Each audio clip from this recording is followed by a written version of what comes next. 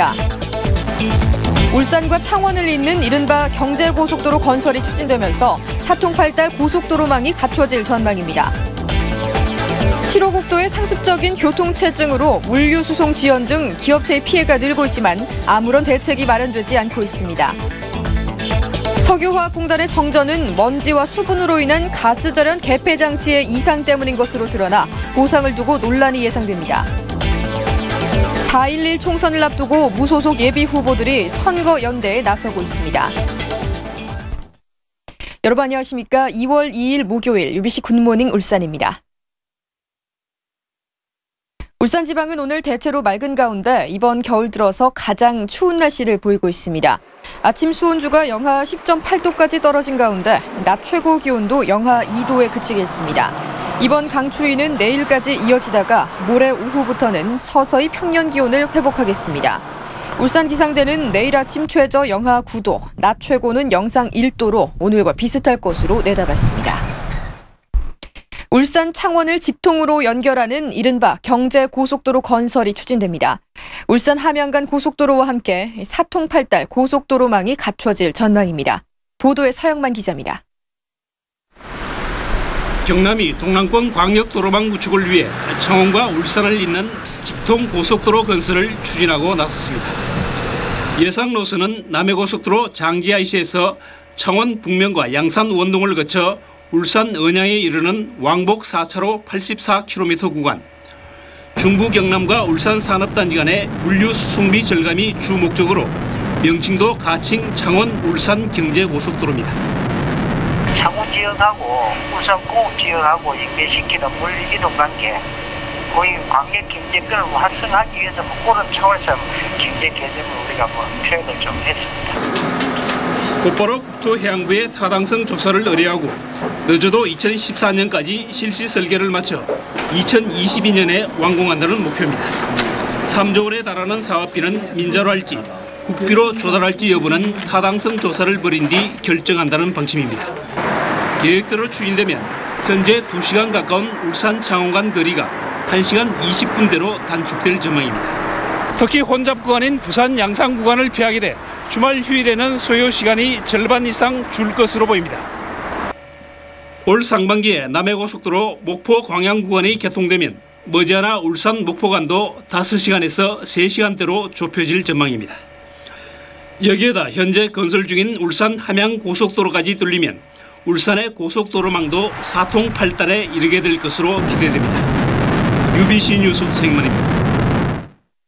7번 국도 울산 부산 구간에 이르면 오는 2016년까지 버스 전용 차로가 도입됩니다. 국토해양부에 따르면 남구 무거 삼거리에서 부산 내성교차로에 이르는 7번 국도 40.3km 구간에 BRT, 즉 간선 급행버스 체계 시스템이 도입됩니다. BRT는 주요 간선도로에 버스 전용 차로를 설치해 수송 능력을 높이는 대중교통 시스템으로 현재 경기도 하남시 등에서 시범 운영되고 있습니다. 어제 새벽 얼어붙은 도로를 달리던 화물 트럭이 넘어지면서 싣고 있던 철근이 쏟아졌습니다. 4시간 넘게 차량 통행이 중단되는 바람에 이 일대가 아수라장으로 변했습니다. 먼저 윤경재 기자가 보도합니다. 국도 한가운데 철근 더미가 쏟아져 있습니다. 철근을 싣고 가던 22톤 화물 트럭은 두 차로와 맞은편 한 차로까지 차지한 채 맥없이 넘어져 있습니다. 트럭 앞 유리는 사고 당시 충격으로 박살이 났습니다. 사고가 난 건 오늘 새벽 6시 40분쯤 울산을 향해 7호 국도를 달리던 22톤 트럭이 빙판길에 미끄러진 겁니다. 전체적으로 빙판져가지고 비가 도니까 이게 중량이 있어서 그냥 넘어가더라고요.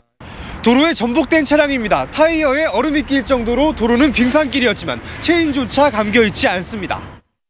다행히 인명피해는 없었지만 국도 양쪽 차선 20km가 4시간 넘게 정체를 빚었습니다. 8시 20분에 오는데 아직 9시 20분인데 차가 안 와가지고 출근도 못하고 너희들아 걱정이 태사이. 경찰은 운전자 김 씨를 상대로 운전부주의 등 과실 여부를 조사하고 있습니다.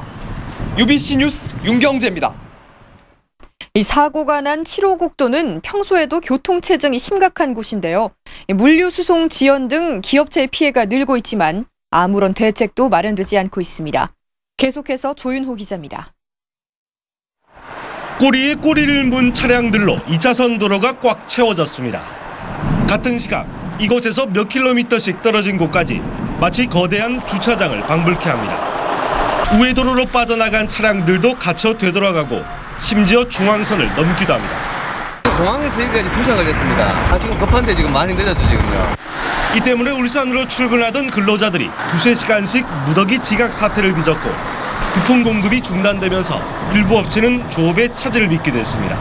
오늘 눈 오는 관계랑 그다음에 도로 폭 관계 때문에 저희가 오늘 아침에 또 물류 입고가 또 못 된 부분도 있고요.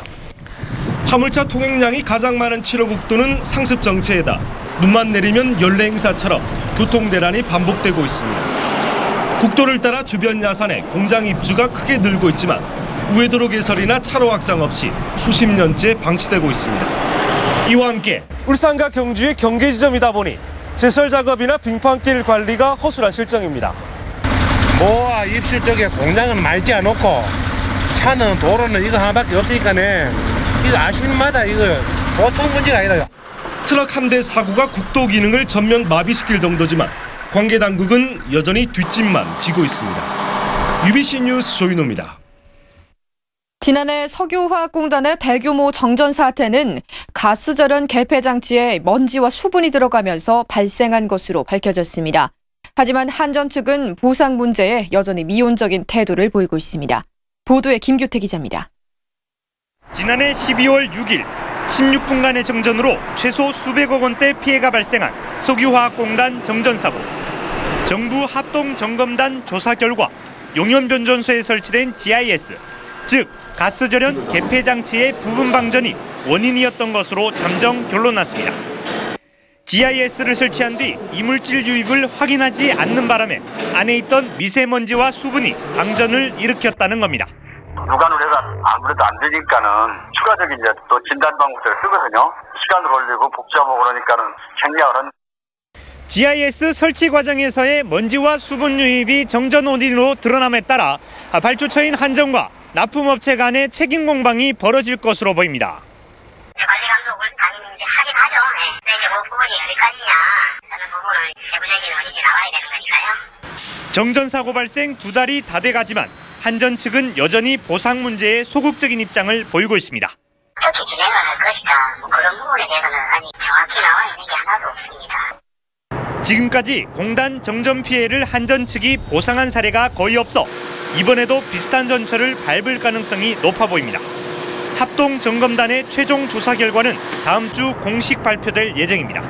UBC 뉴스 김규태입니다. 4.11 총선을 앞두고 지역의 무소속 후보들이 연대를 선언해 파장이 주목됩니다.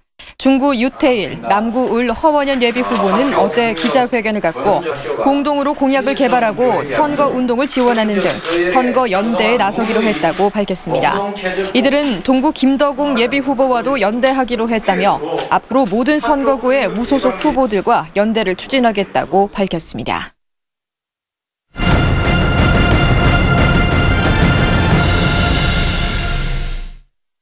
울산 공업화 50년 동안 과연 울산 교육에는 어떤 변화가 있었을까요? 그동안의 발자취와 남은 과제를 이영남 기자가 취재했습니다. 울산 공업센터가 지정된 지난 1962년 70곳이던 초중고등학교 수는 50년 만에 232곳으로 3배 이상 늘었습니다. 학생 수도 3만 8천여 명에서 17만여 명으로 4배 이상 증가했습니다. 대학의 경우 1970년 현대그룹의 지원으로 울산대학교가 설립돼 당시 200명이던 학생 수가 18,000명으로 늘어났습니다. 지난 2009년에는 국립인 유니스트가 개교해 연구와 고등교육기관 부족을 해소하는 역할을 했습니다.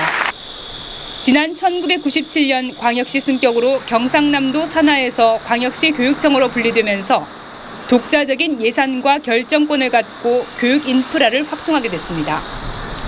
같은 해 간접선거로 교육감이 선출됐고 2007년 직선제에 의한 민선 교육감 선출로 교육감의 역할이 강화됐습니다. 2000년엔 고교 평준화를 도입한 데 이어 과학고와 외국어고 설립도 잇따랐습니다. 지난해 우리 울산 교육의 수준은 학력이나 행정 능력에서 전국 상위 수준에 다다랐습니다. 앞으로 우리 울산 교육은 사람이 몰려오는 그런 진정한 행복교육도시 울산을 만드는데 하지만 최근 다소 향상되긴 했지만 여전히 낮은 학력 문제를 비롯해서 풀어야 할 교육 현안도 적지 않습니다.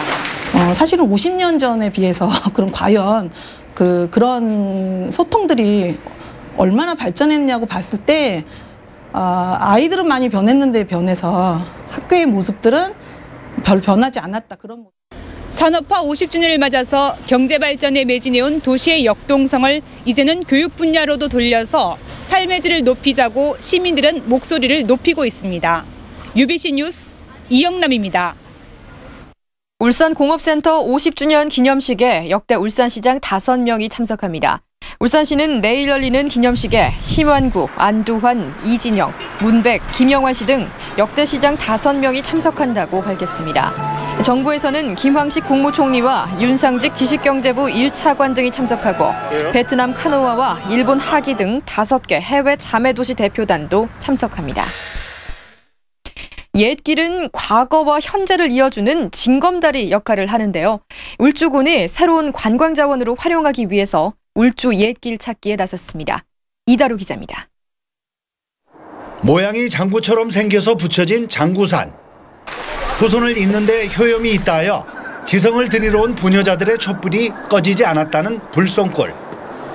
올케와 함께 물에 빠졌다가 오라버니가 새언니만 구하자 떠내려가며 원망했다는 누이의 애틋한 전설을 간직한 베리끝. 울주군이 역사와 낭만이 어우러진 울주 옛길 찾기 사업에 착수했습니다. 우리 울주군의 옛 정서를 살리고 애양심 고치 이 관광 상품화를 활성화시키기 위해서 옛길 찾기를 사업을 추진하고 있습니다. 지난 8개월간 울산대 도시건축연구소가 GPS 수신기를 이용해 12개 읍면을 돌며 찾아낸 옛길은 27개 코스에 192.5km. 그 지역에 살고 있는, 거주하고 있는 주민들이 만들어가는 게 가장 바람직합니다. 있는 상황, 현실을 그대로 살리는 겁니다. 현재의 자연을 그대로 살리는 그런 방향으로 풀어나가는 것이 바람직하다고 생각합니다. 지도와 코스 안내 책자를 만들고 달빛 기행 등 각종 행사도 개최할 계획입니다. 울주군은 각 코스별 명칭을 문화유산과 이야기 이름과 연관시켜 짓거나 지역의 특성을 잘 아는 주민들의 제안을 받아 최종 확정 지을 방침입니다. UBC 뉴스 이다루입니다. 수요 열린예술무대 뒤란의 올해 첫 공연이 어제 저녁 울산문화예술회관 소공연장에서 열렸습니다. 나무자전거의 진행으로 시립교향악단의 모차르트 곡 연주와 소프라노 윤지영 씨의 공연에 이어 뮤지컬 배우 겸 가수 팀과 오랜 공백을 깨고 돌아온 페이지가 출연해 팬들에게 히트곡을 선사했습니다. 울산의 대표적인 상설 공연으로 자리 잡은 뒤란은 지난해 31차례 공연했으며 겨울에는 격주로 봄부터 가을까지는 매주 수요일에 열립니다. 울산과학고 등 전국 8개 과학고등학교가 조기 졸업 기준을 완화하고 부실하게 운영해서 개선이 필요한 것으로 지적됐습니다. 감사원의 감사 결과 2008년부터 3년 동안 과학고 2학년의 80.4%가 조기 졸업해 3학년 교과 과정을 듣지 않은 채 진학했고 3학년 전문 교과 과정도 부실하게 운영되고 있는 것으로 나타났습니다. 울산과학고도 올해 2학년의 80% 이상이 조기 졸업이 예정된 상태로 조기 졸업자의 비중은 해마다 늘어나고 있습니다.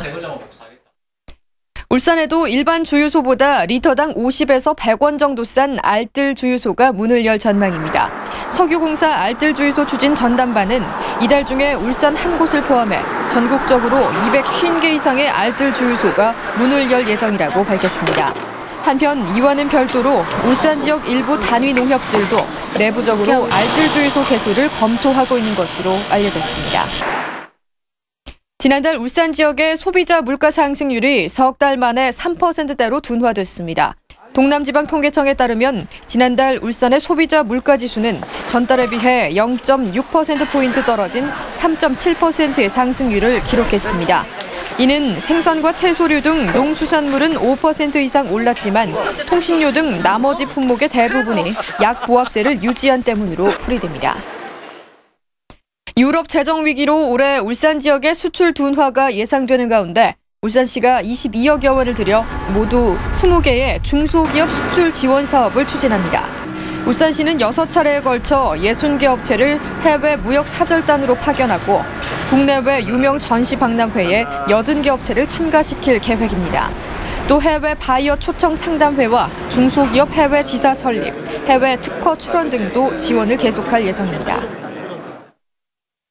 네, 이상으로 UBC 굿모닝 울산 마칩니다. 고맙습니다. K5 하이브리드